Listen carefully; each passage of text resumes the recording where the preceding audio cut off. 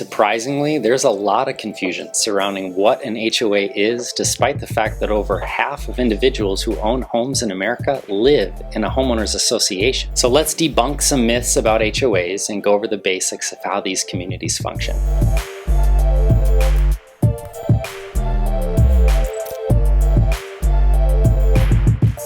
An HOA stands for Homeowners Association, and regardless of whether the community is made up of single-family homes, condos, or townhomes, the basic structure remains the same. See, when the builder hands over control, the individuals who are tasked with overseeing the community from that point forward are board members, which are volunteer homeowners who own a home in the community. One myth we often hear centers around who makes decisions. Although many HOAs hire a management company to do monthly financials, collect dues, pay vendors, attend board meetings, visit the property to note violations and maintenance items, and facilitate administrative tasks, the decision makers, they're still the elected homeowners who make up the board. For instance, a homeowner may get upset after receiving a violation letter for not picking up after their pet, or they get a letter in the mail stating that their dues are increasing. Although that letter may have been sent from a management company, the board must decide how strict the community should be run, and whether the association must increase dues if funds are needed for future projects. These two examples, in addition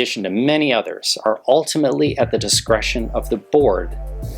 Did you know that any homeowner in a community who's eager to be a decision maker can throw their hat in the ring at the association's annual meeting? However, they must get voted in by their fellow neighbors to be an official board member. Another myth centers on the belief that some homeowners think the association is out to get them. Although we can't rule out that any board is capable of holding a grudge or not treating their homeowners equally, any association, regardless of the board, is held accountable by their governing documents. This documentation was created by an attorney when the community was first built. The association's governing documents have specific verbiage about how the neighborhood should be governed, which protects community members from a volunteer board going rogue and making up rules at their disposal. Not to mention state and federal laws come into play as well for added accountability. Moving on. One of the biggest differences between associations is based on how they're built, as that affects what the homeowner versus association is responsible for, and in return has a direct impact on how much the homeowners pay towards their association each year. So we're going to first cover the single family homes, and then we're going to briefly jump into condos and townhomes. So why designate a single family home as an HOA anyway? What happened to the traditional model where neighborhoods you've seen in the past, or perhaps a home you grew up in? You know, those neighborhoods where homeowners are responsible for just their home and their lot, where neighbors make the necessary repairs when they have the money for it, and the city takes care of sidewalks and streets, leaving nobody to worry about association versus homeowner responsibility or be bothered with board meetings. Well, unfortunately, single-family neighborhoods that fit this description are becoming an anomaly, as cities are incentivized to approve the zoning for builders to develop an HOA. And once the community is built, the builder hands over the control to the homeowners so that they can manage their neighborhood, and thus tasked to oversee the financials pooled together by homeowners and make decisions to maintain and replace what the association is ultimately responsible for going forward. We outline the motivations of the city and the builder when developing single-family HOAs, so make sure to check out that video after this. In summary, single-family homes are typically not responsible for much in comparison to condos and townhomes, so the dues are typically lower, but it allows the community to stay governed, but to a much lesser degree. Condos and townhomes, on the other hand, are almost always built as an association. Why? Because they are built as high-density units connected by shared walls, and sometimes includes amenities